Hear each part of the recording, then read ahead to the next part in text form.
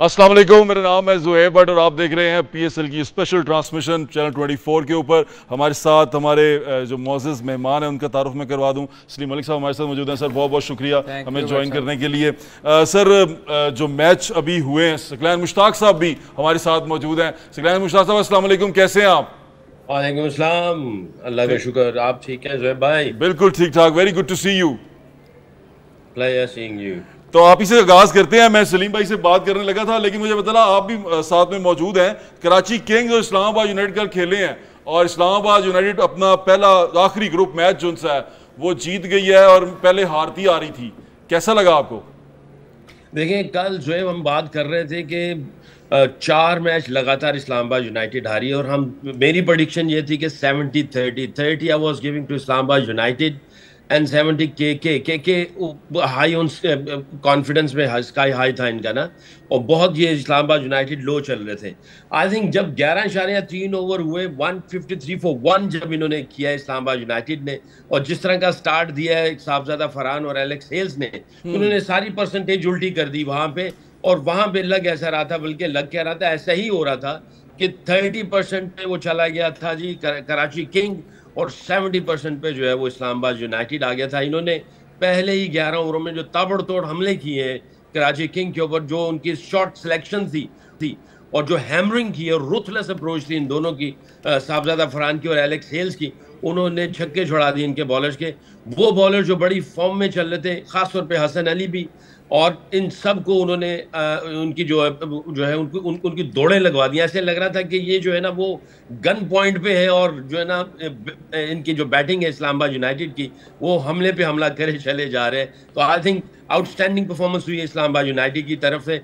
के को देखना पड़ेगा अब आगे जाने के लिए, क्योंकि काफी डेंट पड़े हैं इनको, खासतौर पे बॉलिंग साइड के ऊपर। इनके जो मेन बॉलर्स थे उनका कॉन्फिडेंस काफी शैटर्ड हुआ होगा। बिल्कुल ठीक कह रहे हैं। ये कैसे अप्रोच पे तैयार करके आगे जाते हैं, ये ऐसे ही लग रहा था डू और डाई वाली सिचुएशन नजर आ रही थी वहां पे कि डू और डाई हो चुका हुआ है और दोनों प्लेयर्स जो हैं जब वो बैटिंग कर रहे थे उसे नजर आ रहा था। मलिक साहब अभी एलेक्स हेज जो हैं वो तो एक माने ताने प्लेयर हैं, लेकिन जो हमारे साहबजादा साहब हैं ये अब मुझे लगता है कि कहीं इनकी परफॉर्मेंस से मुझे ऐसा लगना शुरू हुआ है कि नेशनल टीम में जगह बना पाएंगे। बट साहब ये ना पिछले काफ़ी सालों से परफॉर्मेंस कर रहा है। ये कोई इसने पहली दफ़ा परफॉर्म नहीं किया, बीच में इसको मौके भी मिले, मगर वो जिस तरह आप किसी प्लेयर को पूरा मौका देते हैं ना, उस तरह इसको मौका नहीं मिला। और ये पिछले साल भी अभी इसने T20 का जो टूर्नामेंट हुआ उसमें 300 किए थे, फिर जाके इसको मौका मिला है। तो ये एक कंप्लीट जिसको कहते हैं ना पाकिस्तान फर्स्ट क्लास, जो रगड़ा खा के, जो उसी कहते हैं ना थल्ले रगड़ा खा के आया है, ये नीचे से मार खा के आया हुआ है। और ये वो प्लेयर है जो बाकियों को अगर आप देखें ना तो वो हम PSL से ही उठा के खिला रहे हैं लोगों को, मगर ये वाहद एक साहबजादा प्लेयर है जो हर किस्म की क्रिकेट खेल के फिर ये इसमें आया। और ये मुझे खुशी है क्योंकि मैं इसके 3 साल हो गए थे, हम इसका शोर मचाते थे कि साहबजादा फरहान को खेलना चाहिए, डोमेस्टिक में टॉप करता रहा ये, लेकिन इसको टीम में ये परफॉर्म नहीं कर सका। ऐसा हुआ, इसको मौका दिया गया, मगर बट साहब होता क्या है कि ये कप्तान पे बड़ा डिपेंड करता है कि आप अगर किसी को भी मौका दें ना, आप प्रोग्राम करते हैं अपना, जी जी, जो माशाल्लाह बहुत मशहूर प्रोग्राम जी ऐसे ही है। अगर आपको मौका ही ना दिया जाए, आपको टाइमिंग ही ऐसी दी जाए जब लोग सुने ही ना रात को 1 बजे, तो वो उसको मौका कम मिला, खेलने ना देता जाए। हाँ, कप्तान को होता ये है कि अगर एक आध इनिंग कोई फेल हो जाए तो उसको ये नहीं होना चाहिए कि उसको बिल्कुल ही पीछे कर दें, आप उसको पूरी सीरीज़ खिलाएं। और ये कह के मैं बताऊं, मैं कप्तान था ना, तो मेरे आमिर सुहेल और सईद अनवर से कभी इत्तेफाक हुए, उन्होंने वैसे बहुत दफ़ा टीवी पे भी कहा कि मैंने उनसे कहा था कि यार सीरीज़ के इतने मैचेस हैं, तुम 0 करो 100 करो, तुम पाकिस्तान टीम में खेलोगे। तो ये कप्तान का बड़ा रोल होता है बट साहब, किसी को बनाने में और ख़राब करने में। बिल्कुल ठीक है। सकलैन भाई, शादाब ने तो कल कमाल ही कर दिया, एकदम से कमबैक हुआ। उसने चारों दामाद के बारे में कम बोलेगा वो कह रहे दामाद के बारे में कम बोलेंगे। देखें जी, वो जिस तरह वो इंजरी के बाद वापस आया, हमेशा ये होता है 1-2 मैच लग जाते हैं, बट जिस अंदाज से आया ऐसे लग नहीं रहा था कि वो गेम से दूर था। I think that's the plus point, जब आप इंजर्ड हो भी जाते हैं बट आपकी इन्वॉल्वमेंट बीच में रहती है ना, तो आपके मसल्स मेमोरी, आपकी इमेजिनेशन क्लियर होती हैं, कॉन्फिडेंस का हाई होता है, आप गेम रीड कर रहे होते हैं, पता चलता है कि क्या रिक्वायरमेंट चल रही है। जिस अंदाज से उसने बैटिंग की है और 3 छक्के और 3 चौके मार के 42 सिर्फ 19 गेंदों के ऊपर, इसने भी बहुत डैमेज किया के को। हालांकि स्टार्ट बहुत अच्छा मिल गया था, बीच में थोड़ा सा हिकअप हुआ बट आगे फिर इसने एक्सेलरेट किया और फायरवर्क्स करता चला गया, जिसकी वजह से 251 कर चुके ये। बट आई थिंक इसकी बैटिंग आउटस्टैंडिंग रही, साथ में बॉलिंग में भी दलेराना बॉलिंग की उसने, फील्डिंग भी अच्छी की, और प्लस जो है जो उसका आई थिंक एक्सपीरियंस है कप्तानी का। मलिक साहब भी ये कह चले जा रहे थे, जो रेगुलर कैप्टन आता है तो उसके लिए चीज़ें जो है ना वो ऑटो लगी होती है, उसको पता होता है हर प्लेयर का इनसाइड आउट पता होता है, गेम प्लान्स पता होते हैं। बट आप किसी को रिप्लेस पे लेके आते हैं तो उस बेचारे को थोड़ा बहुत सीखने में और थोड़ा बहुत बिलीव करने पे और चेंजिंग करने पे थोड़ा सा हेजिटेशन होती है, जो सलमान का नजर आया। But Salman he is a very good player and he is a thinker as well, Salman Ali Agha. But देखें कप्तान आया तो उसने आगे चीज़ें जो है ना वो सारी डिफरेंट की हैं, क्योंकि उसको पता था अपनी टीम का और टीम को किस तरह लेके जाना है और लीड फ्रॉम द फ्रंट किया। आई थिंक उसने तीनों डिपार्टमेंट में बहुत अच्छी कारकर्दगी दिखाई है, बैटिंग, बॉलिंग, फील्डिंग, प्लस चौथा जो इसका जो कप्तानी थी, लीडरशिप क्वालिटीज उसने दिखाई है। यही सवाल मैं मलिक साहब से पूछना चाहता हूँ, सलमान अली आगा और शादाब, कभी उनके अंडर वो खेलते हैं, उनके अंडर वो खेलते हैं, तो ये जो टीम के अंदर इस तरह प्लेयर कंफ्यूज नहीं होता? देखिए मेरा ख्याल है कि ये बहुत बड़ी किसी भी कैप्टन के लिए अच्छी चीज़ नहीं है। नहीं है ना? नहीं, अच्छी चीज़ नहीं है, इसलिए कि देखें वो T20 का पाकिस्तान का कप्तान है, शादाब अपनी लीग में कैप्टन है। तो मेरा ख्याल ये क्रिकेट बोर्ड को ये चाहिए कि जो भी पाकिस्तान को लीड कर रहा है, जो कप्तानी कर रहा है किसी फॉर्मेट में भी, तो उसको कप्तानी ज़रूर करनी चाहिए लीग में भी उसको, बेशक इस लीग से ना खेले क्योंकि शादाब बहुत अच्छी परफॉर्मेंस पिछले कई सालों से कर रहे हैं, तो वो तो कप्तानी फ्रेंचाइजी कभी भी नहीं आपको मौका देगा कि मैं अपने कप्तान को हटा के नए बंदे को लाऊं। मगर ये आगा को ख़ुद सलमान को चाहिए था वो किसी और तरफ जाके कप्तानी करता, या क्रिकेट बोर्ड को ये चाहिए कि अपने जो भी कैप्टन है उनको कैप्टन ही रखे, उनको कैप्टन देखे ना, आगे जाके उसने कप्तानी करनी है। तो ये यहाँ फिर इसी तरह सियासतें शुरू होती हैं भट्ट साहब कि एक कप्तान खेल रहा है पाकिस्तान का किसी के अंडर, तो वो दिल में बातें रहती हैं, जरूर रहती हैं, आप जो मर्जी कर लें। और हम तो वैसे ही दिल पे लेने वाले लोग हैं हम छोटी छोटी बातें दिल पे ले लेते हैं। तो ये अभी दोबारा ये जो हैं हमारे साहिबजादा फरहान, मैं इनके बारे में दोबारा बात करना चाहूँगा कि साहिबजादा फरहान को मौका मिलना चाहिए टीम में, मेरे ख्याल से अगर वो इस तरह का टैलेंट है तो उसको आगे आना चाहिए। नहीं भट्ट साहब, तो ये अब ना चाहते हुए उसको मौका मिलेगा, क्योंकि कई दफ़ा ऐसा होता है कि आप बड़ी कोशिश करते हैं कि मौका ना मिले, क्योंकि उसकी परफॉर्मेंस इतनी अच्छी उसने कर दी है, और जब लोग देख रहे होते हैं, जो व्यूअरशिप है ना वो फिर उड़ा के रख देती है। हम वही देख रहे हैं कि बड़ा अच्छा खेल रहे हैं। हाँ नहीं, अब सब लोगों ने, चूँकि उसने परफॉर्मेंस इतना अच्छा कर दिया है, मगर उसके साथ एक चीज़ की ज़्यादती नहीं करनी चाहिए कि अगर कोई फेलियर होता है एक आध मैच में तो उसको बाहर नहीं निकालना चाहिए। मलिक साहब, एक ओवरऑल सवाल पूछता हूँ मैं आपसे, वो ये कि अब देखें हमारी टीम पिछले हम कितने मायूस हुए, चैंपियंस ट्रॉफी में कितने मायूस हुए, हम होस्ट होके उसमें से निकल गए। आपको इस सारे सीजन के अंदर PSL के अंदर कोई ऐसा शाइनिंग स्टार नजर आया कि यार ये बंदा जो उनसे है ना ये परफॉर्म कर सकता है नेशनल टीम के अंदर और इसको होना चाहिए? यार देखें भट्ट साहब, सिवाय मुझे फरहान के अलावा और भी बहुत सारे लड़कों ने परफॉर्मेंस किया है, उसमें फास्ट बॉलर भी हैं कुछ, अली रजा, मैं हर कैटेगरी में पूछ रहा हूँ, बॉलिंग में, बैटिंग में, ऑलराउंडर, अगर आपको लगता है कोई आ सकता है। मेरे ख्याल में मुझे सबसे बेहतर जो प्लेयर लगा वो साहिबजादा फरहान ही है जी, जो पाकिस्तान को जो मर्जी कर लें, इसने खेलना ही खेलना है।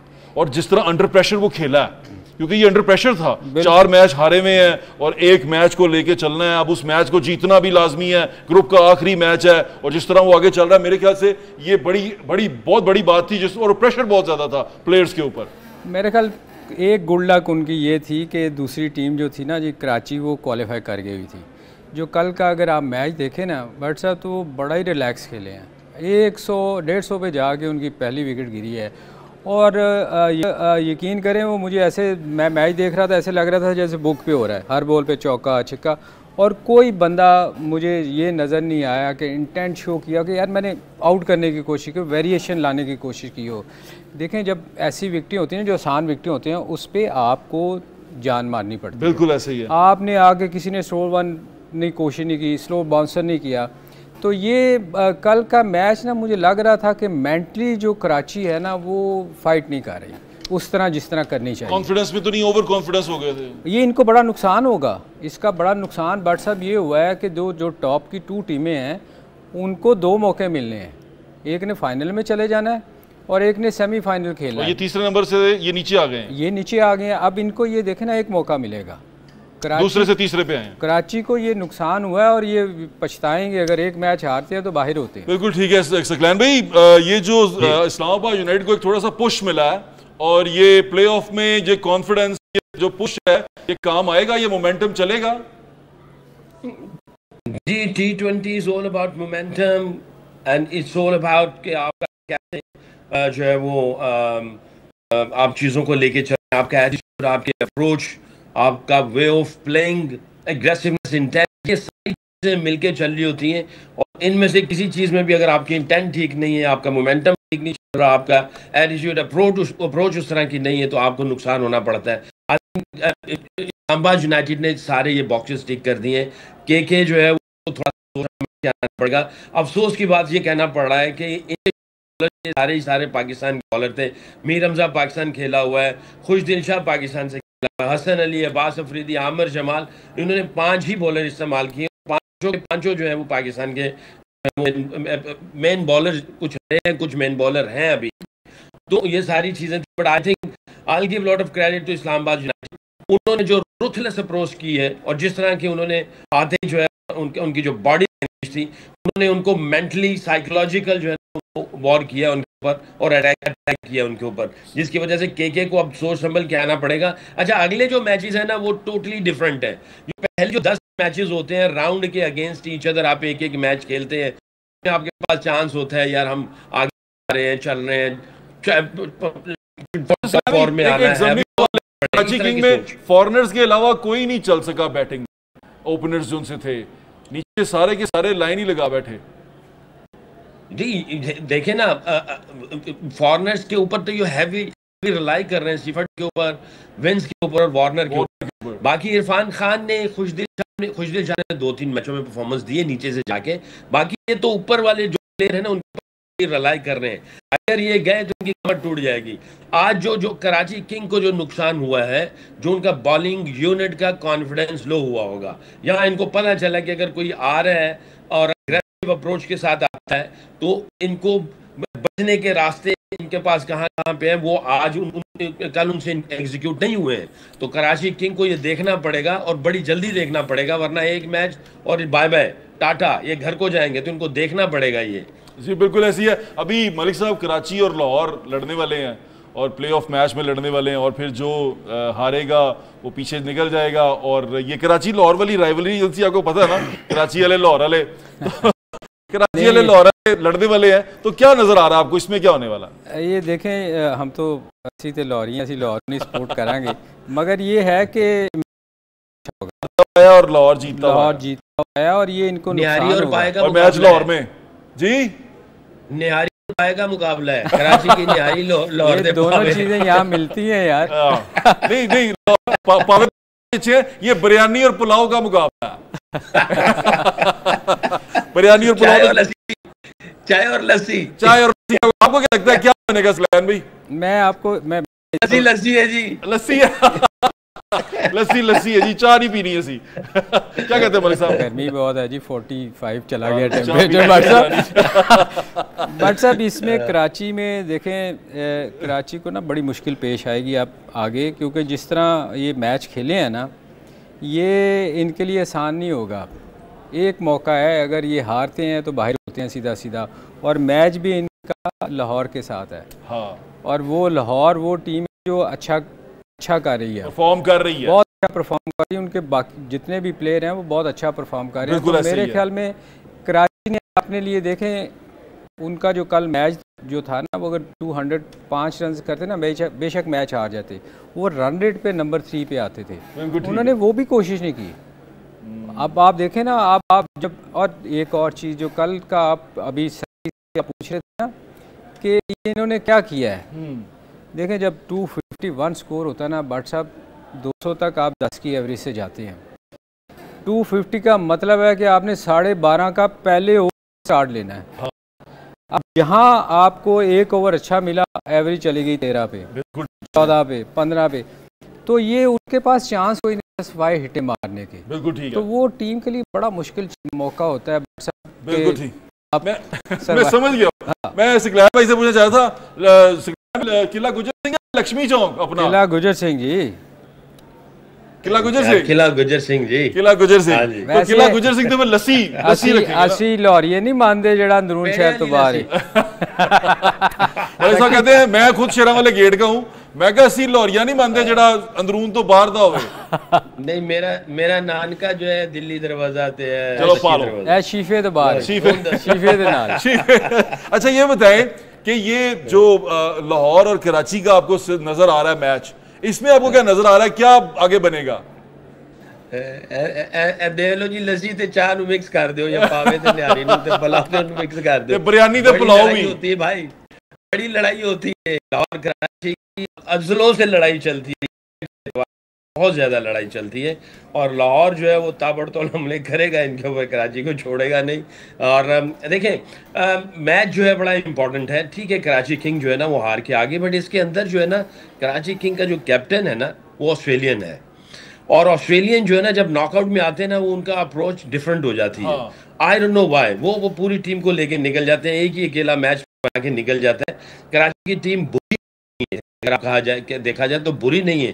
ठीक है, इस्लामाबाद यूनाइटेड और कराची किंग का मैच हुआ, मैं पहले भी यही बात कर रहा था, जो नॉकआउट मैचेस होते हैं ना उसमें जो बड़ा खिलाड़ी होता है वो और ऊंची परवान उड़ता है, और जो अच्छे खिलाड़ी होते हैं या मीडियोकर होते हैं वो उनकी परवाज बहुत नीचे आ जाती है, वो गिर जाते हैं। तो इसमें जो बड़े खिलाड़ी होंगे ना वो उठा के लेके जाएंगे, और कैप्टन टू कैप्टन भी बड़ा तगड़ा मैच होगा। उधर शाहीन होगा, इधर डेविड वार्नर होगा, इन दोनों की भी जो है ना वो आपस में ठीक ठाक वो चल रही होगी अंदर। तो कराची किंग आएगा पूरी। तो मलिक कुछ कहना चाह रहे हैं? मलिक साहब के पास फिर ब्रेक लेता हूं मैं। मलिक साहब सकी आपका मतलब है कि वार्नर एक्सपीरियंस कैप्टन है और उधर एक्सपीरियंस कैप्टन नहीं है, फर्क तो है ना, ये इस पे क्या कहते हैं? ओहो नहीं, मैं ये कह रहा हूँ कि दोनों यार खुल के कह देना।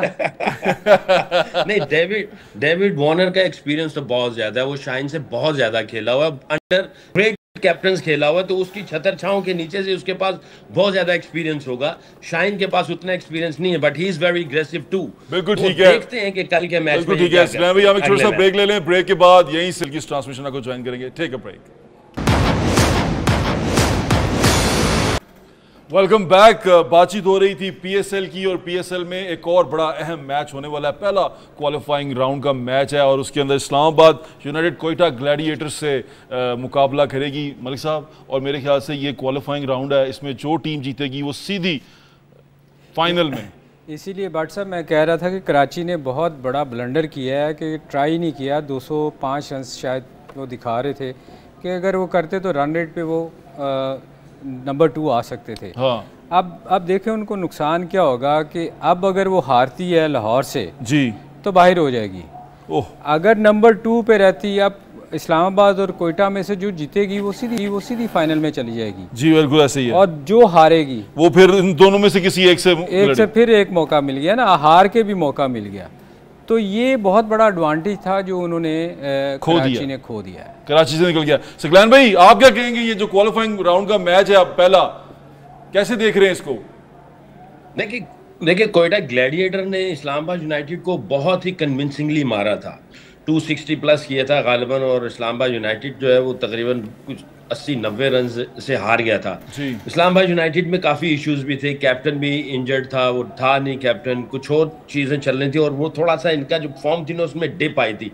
अब इस्लामाबाद यूनाइटेड थोड़ा सा राइज पे जा रही है। कोयटा ग्लैडिएटर आउटस्टैंडिंग क्रिकेट खेली, इसमें कोई शक नहीं है, और इस्लामाबाद यूनाइटेड को अपनी उसी अप्रोच पे जाना पड़ेगा, और ये नहीं देखना पड़ेगा कि भी हमारे पास हारने के बाद भी एक और चांस है। इन दोनों को ऐसी अप्रोच पे नहीं जाना चाहिए, इनको बस ये है कि ये सेमीफाइनल है, दैट्स इट। इसके बाद एक और मौका है, उसको निकाल देना चाहिए ज़हन से, और 2 मैचों को सामने रखते हुए दोनों को खेलना पड़ेगा। I think it will be very exciting match, Quetta gladiator जो टॉप पे गई है 2 हारने के बाद, उन्होंने रुथलेस क्रिकेट खेली है और जो विव रिचर्ड का जो ड्रेसिंग रूम के ऊपर जो धमाल डालना था और जो वाइब्स क्रिएट की हुई थी मोइन खान ने, और I think I will give lot of credit to छोटा जो हमारा लेफ्ट हैंडर जो खिलाड़ी है, जो कैप्टन है इनका, साउथ शकील, उसको भी मैं बहुत सराहूंगा कि उसने किस तरीके से यूनिट को लेके गया है। तो आई थिंक ये मैच बहुत मजेदार होने वाला है। दोनों को इस मैच को सेमीफाइनल ही समझना चाहिए। अच्छा सगलैन भाई, आपने साउथ शकील की बात की, ओपनिंग उसी को करनी चाहिए। मेरा ख्याल है जब वो करते ही आ रहे हैं, अब आके तो कोई चीजें चेंज नहीं करनी चाहिए। जिन चीजों पे आपको सक्सेस मिली है उसको एम्ब्रेस करके उसके ऊपर बिलीव करते हुए आपको आगे जाना पड़ेगा। बिल्कुल ठीक है मलिक साहब। हसन चुम चुम के ना मारेंगे, कोयटा इतनी देर के बाद सकलैन आई 6 साल बाद 6 साल बाद क्वालिफाई किया। देखिए ये उनके लिए बहुत अमेजिंग किस्म की परफॉर्मेंस उसने की है शकील ने, और सब खुश हैं। नवाज से मैंने सुना आप इम्प्रेस नहीं है। सर देखें, मैं हर उस बंदे से इम्प्रेस नहीं हूँ जिसको पाकिस्तान ने बहुत मौका दिया और वो उसमें परफॉर्म ना कर सका। तो अब क्या लगता है? देखें, आप साहबजादा की बात करते हैं ना, फरहान की बजाय अगर आप इनको देखें ना, तो ये पिछले 5-5, 10-10 साल से पाकिस्तान के लिए खेल रहे हैं। अच्छा। और वहाँ अच्छी परफॉर्मेंस नहीं रही। मैं किसी के पर्सनल खिलाफ नहीं हूँ, मैं क्रिकेट की बात मैंने भी पूछा, इम्प्रेस नहीं है वो इसलिए कि जब आप किसी को बहुत ज़्यादा मौका दें और वहाँ जहाँ इंटरनेशनल लेवल पे आप परफॉर्मेंस ना करें, तो फिर आपका बेशक यहाँ तो देखें लोकल क्रिकेट में क्या होता है भट्ट साहब, मैं तो तुसी बॉलिंग कर रहे होने, वहाँ इंटरनेशनल 5 मैच नहीं, वो अच्छा बैट्समैन की बात कर रहे हैं। मैं सॉरी, वो एक लेफ्ट नहीं, मैं उससे बिल्कुल हूँ, मैं आई एम सॉरी, मैं गलत मैं तरफ चला गया, मैं स्पिनर की तरफ चला गया। नहीं, उससे मैं बिल्कुल एग्री करता हूँ, वो अच्छा प्लेयर है उसमें। चले, हमें दूसरे का भी पता चल गया ना। एक तीर से 2 शिकार हो गए। भट्ट साहब ने मैंने दूसरी तरफ ले गए ने। नहीं, वो उसमें टैलेंट है जी। आप इब्रार की तो नहीं बात कर रहे? नहीं, वो एक हमारा लेफ्टी है। अच्छा, ठीक है। दूसरी तरफ चला गया। नहीं, उसकी बैटिंग की देखें, उसने बहुत अच्छा परफॉर्म करा है। मगर मेरा मानना है भट्ट साहब कि आप किसी बंदे को भी मौका देते हैं ना, तो उसको 2-3 सीज़न ज़रूर देखने चाहिए। ठीक है। होता क्या है कि हम एक सीज़न में ना जब परफॉर्म कोई करता है ना, तो हम उसको बहुत ऊपर ले जाते हैं। जब वो इंटरनेशनल क्रिकेट में जाता है ना, तो वहाँ आपने और मैंने बॉलिंग नहीं, लोकल बॉलर्स ने बॉलिंग नहीं करनी होती, वहाँ इंटरनेशनल बॉलर बॉलिंग करते हैं और वो आपको लूज़ बॉल नहीं देते। तो ये चीज़ें जो है ना, मैं हमेशा कहता हूँ कि आप प्लेयर्स को ज़रूर मौका देना, इस वक्त मौका देना चाहिए। अच्छा। आप खेल रहे हैं ना इसके खिलाफ, अभी जो सीरीज होनी है 16, जी बिल्कुल, बांग्लादेश। तो बांग्लादेश के खिलाफ आप अपने नए प्लेयर को जरूर मौका दें, ताकि वो अगर स्कोर करता है तो कॉन्फिडेंस बनता है। अगर आप किसी मुश्किल टूर पे लेके जाएं, जैसे न्यूजीलैंड था, तो नए प्लेयर के लिए बड़ा मुश्किल होता है। न्यूजीलैंड इतना भी मुश्किल नहीं होना चाहिए था, हमने बना लिया था। नहीं भट्ट साहब, वहाँ थोड़ी सी विकेटें ना थोड़ी सी मुश्किल थी हमारे प्लेयर्स के लिए, हमारी सिलेक्शन गलत हुई थी। अच्छा, चले भाईजान, सकलैन भाई, फिर आप क्या देख रहे हैं? आप कल के मैच में कौन जा रहा है? एक 30 सेकंड में बता दें, क्वालिफाइंग में इस्लामाबाद या कोयटा?